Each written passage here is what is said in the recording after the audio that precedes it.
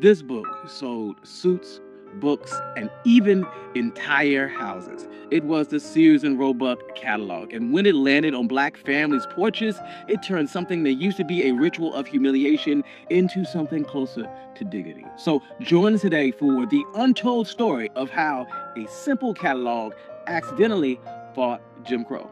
I'm your host, Country Boy, and this is One Mic Black History. And if you like stories like this, you can find more stories like this at onemichistory.com. But without further ado, let's get started. Before we dive into the Sears catalog, it's important to understand what Jim Crow looked like at the store counter. Before the Pleasant versus Ferguson stamped separate but equal into law in 1896, segregation was enforced not just by statutes but by custom. In rural towns, the country store was the gatekeeper of life. Most black families were tenant farmers or sharecroppers, and credit ran through white merchants who set the prices, kept the books, and controlled interest in the crop lien system, which was a line of credit that allowed sharecroppers to obtain supplies and loans that kept our people in debt. At the store counter, humiliation was policy. You could be made to wait while every white customer was held first. You could be denied formal titles like Mr. and Miss, barred from trying on clothes, steered towards inferior goods, or told that an item was good enough for a nigga. Even the shelves joined in with caricatures on packages and ads that turned racism into branding. Pushing back meant real risk of eviction, arrest, and maybe much worse. This led black communities to answer with the strategy. They opened co-ops and credit unions, patronized black-owned stores. In the 1930s, they started Don't Buy Where You Can't Work campaigns. Long before lunch counter sit-ins, people were already attempting to fight Jim Crow at the cash register. And this is when something different arrived that didn't require a lunch counter at all. It simply required a mailing address. The mail order catalog began with Montgomery Ward in 1872, but the Sears Roebuck Company turbocharged it in the 1890s. Richard Sears started with watches, and he teamed up with Alvin Roebuck. And by 1894, Sears' Book of Bargains became a thick, illustrated general catalog. Under Julius Renraw's leadership in the 1900s, Sears scaled into a national powerhouse, mailing out millions of catalogs a year and standardizing the satisfaction guaranteed pricing.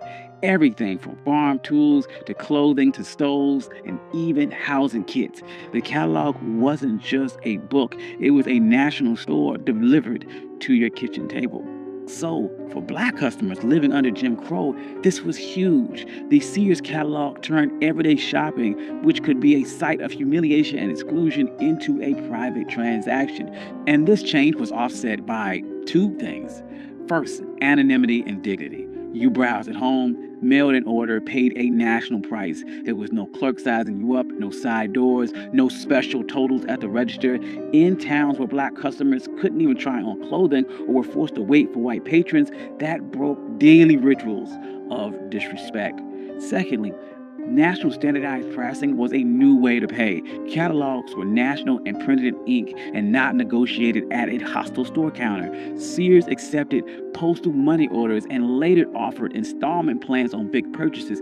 These workarounds circumvented banks or merchants that denied fair credit or charged punishing crop lien terms.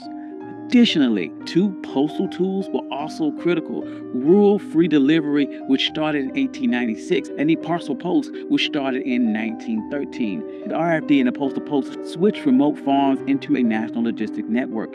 Backed by federal law, your order traveled by mail, not at a storekeeper's leisure.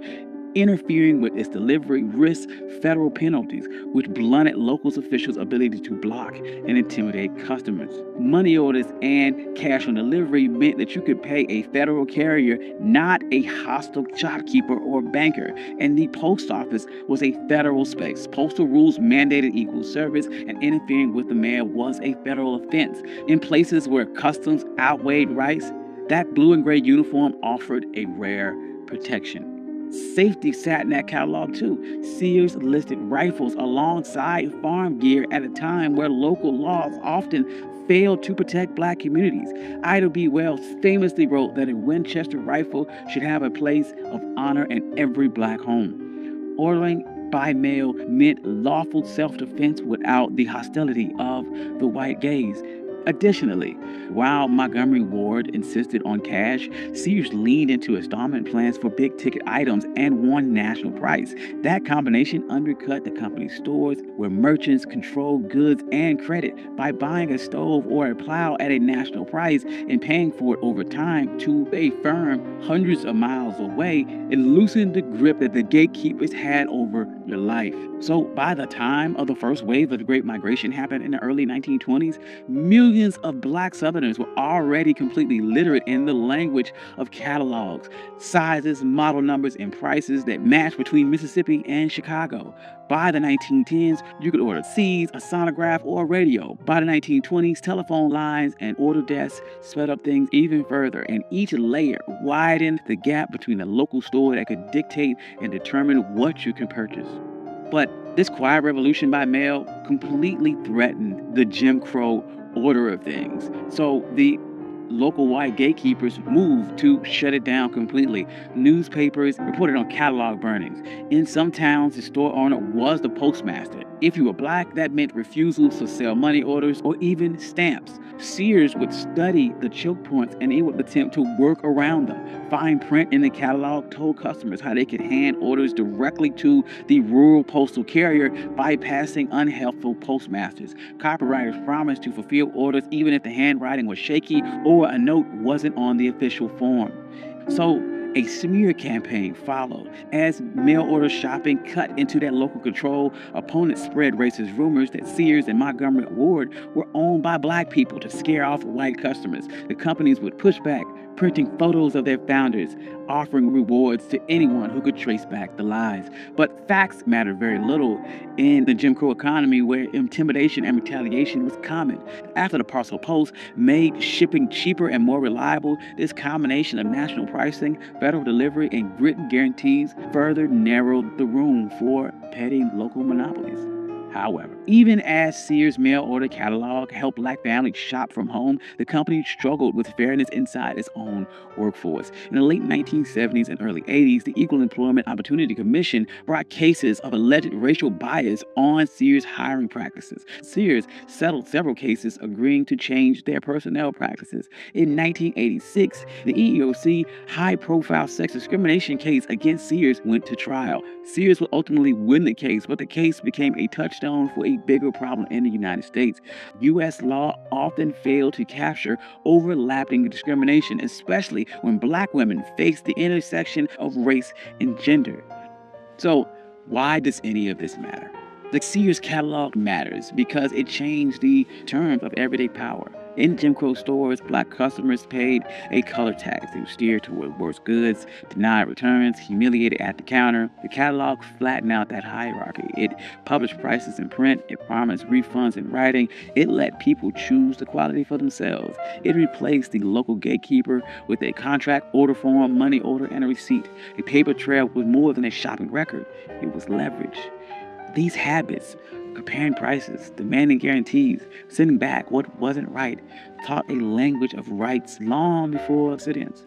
And this ripple effect was very real. Local shopkeepers had to compete or fear losing business. Money orders let black families outfit their homes, schools, and churches with the same ovens, stoves, pianos, books, and tools that white folks were using.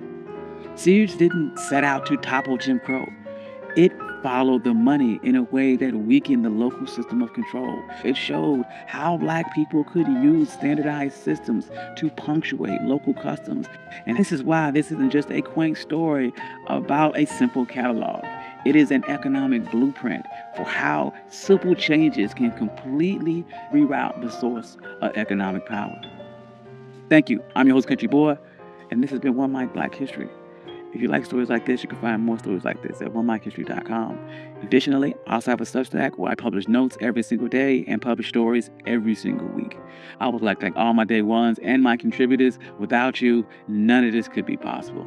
I love you all. Peace.